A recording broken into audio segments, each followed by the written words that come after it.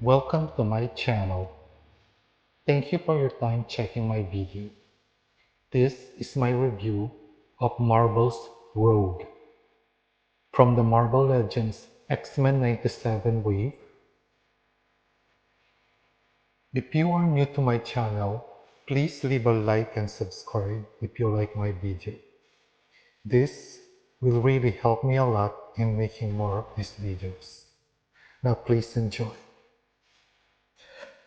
Now looking at the packaging, it came in the same packaging as the Retro Spider-Man, although in this time it says X-Men 97, which is I guess is related to the animated series which they will be releasing, which I'm not sure if it is a reboot or a continuation of the 90s X-Men animated series, which to be honest is what introduced me to Rogue, Wolverine, and the other X-Men.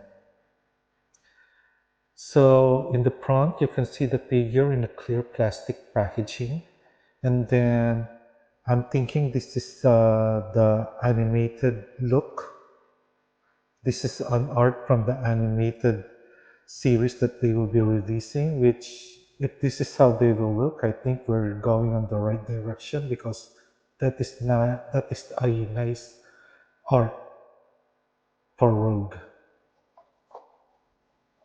Now at the back you will see a picture of Rogue, the figure, and then a list of the other figure that is included in this wave, which is Magneto, Wolverine, Rogue, Storm, Bishop, and Gambit. Um, I am not, if you are familiar with my channel, if you're not new to my channel, um, you know that I am a Mafex collector, which is why I will only be buying the Wolverine because I haven't really gotten the chance to get the Mafex Wolverine in this costume. But I already had the Magneto, Storm, and Gambit released by Mafex, which for me, I'm not sure if you can see them. That's Storm, Magneto, and then at the back, Gambit. For me, those are my these three, the Storm, Magneto, and Gambit. Those are my definitive um, version for those characters. But since Mapex is very slow on its releases, I'm okay with this new X-Men 97 wave that Marvel Legends started. I hope they will continue this line and release more characters because you can easily blend them. You can easily mix this with the Mafex because they are the same scale. So until Mafex release a Rogue figure, I think I'm okay with this Marvel Legends. So I decided that as I do the review for this X-Men 97 Rogue, I'll simultaneously make a comparison with this one with my other Rogue figure that I got from the, if I'm not mistaken, this is from the Juggernaut wave. The retro carded one I do not have. I did not see the difference that much that I needed to buy that Rogue. Well, at least that's what I'm telling myself. But to be honest, uh, the retrocarded Rogue and retrocarded Gambit was sculpted. I think the scalpers got first before I do, so I didn't see the light of day of that figure in retail in my area. So one of the things that I noticed with this X-Men 97 Rogue is that it is so hard to make her stand. And of course he's standing now because I was expecting that as I do this she will fall. Nope, she doesn't. So of course when I'm recording the video she stands very well. But to be honest, it took me a lot of time to make her stand like that vanilla stand as compared to the old figure. Anyway, looking at the details of this figure, the let me just get the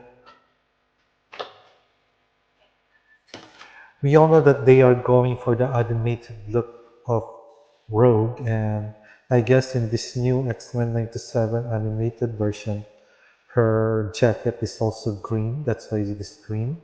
But my main focus is the head sculpt, which I believe is a good head sculpt. I think they got the animated look very well. And as I said with the other, with Wolverine and Bishop that I got, I love the matte and light finish that they do with this figure. I think it successfully make them represent the animated version with this type of aesthetics. Looking at the figure, I don't think there isn't anything that was changed. Oh no, yeah, no. Now that I'm looking more deeply, they had a different body mold. Aside from, I thought the only difference is that these have a green jacket and this have a brown jacket, but no, they completely have different body mold. I'm not sure if this has the same body mold as the retro-carded one, because as I said, I did not see the light of day of that figure. It I was never able to find it at retail, and I don't want to buy it at scalper price. That's why, yeah, I was contented with this Rogue. Well, until I was able to take my hands on this one, because the 90s X-Men animated series is what introduced me to X-Men, and this is how I remember them looking like. So I like the animated look that they're doing here. Unlike what they did on those, the one in the VHS boxes, wherein I never bought any of those because of the shading effect that they did. That shading gimmick doesn't work to me. So I'm glad that they made this new line, the X197 line, and so far, uh, I'm starting to like them. I'm actually wanna take back my word that I will only buy the Rogue Wolverine Bishop because I already have a good Mafex version of Gambit, Magneto, and Storm. But maybe if those figure came on sale, I might be tempted to buy them too.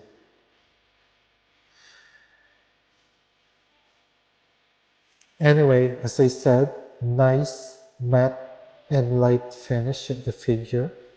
As far as the body mold, I think they are completely two different body mold. I think the upper torso is different. And then, well, I'm not sure. I think they just have the same hands, but which is really a shame because that means she still only have a single jointed hand which can only fold 90 degrees. I hope they improve this at least. I really wish they made her have two jointed elbow, but nah. I guess that's why I was able to buy a copy of this because as far as I see, there isn't that much improvement.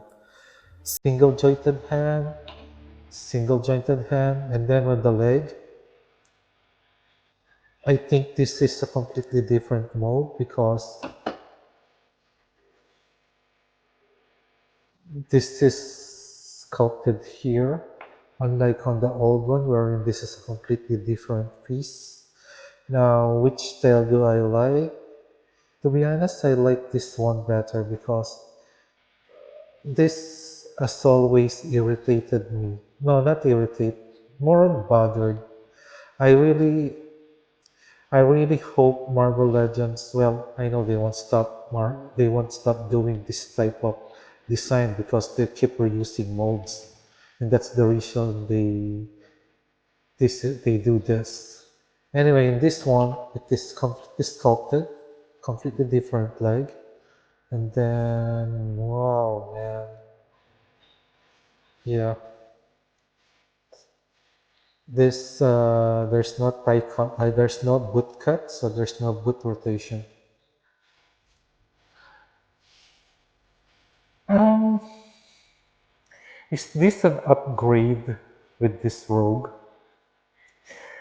It's kind of hard to answer that because I think they are completely two different versions. If you don't have any intention of collecting an animated version of your X-Men, this one, which for me I think it's a good way to start because this is just the first wave. And I heard in the interview that they will be releasing more waves of the X-Men 97. This is really a good aesthetic. I'm planning to collect the animated version of the X-Men because the X-Men is really what introduced me to Marvel. But if you want the comic version, this is more accurate than this one. So they are two different things. I cannot say that this is an upgrade to this one because I think there are two different versions of Rogue. I like this one as an animated aesthetic and I like this one. I'm keeping this one. This is still going to be my definitive Rogue as far as the comic version is concerned. Still, for me, this is still a very good figure. It is definitely still a buy. Despite the fact that there isn't really that much improvement with the articulation, aside from the fact that this is now pinless, and yeah, nothing else is different.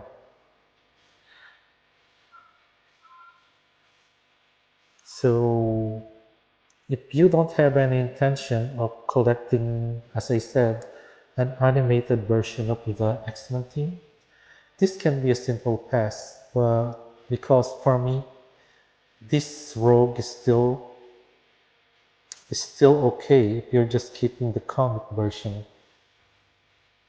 But if you want an animated version, if you want to start a new line, which I guess is another new rabbit hole for me to go into. But heck, that's what toy collecting is. As far as you enjoy, and as far as they still give you joy, yeah, just do it. Buy it. It's not a bad figure.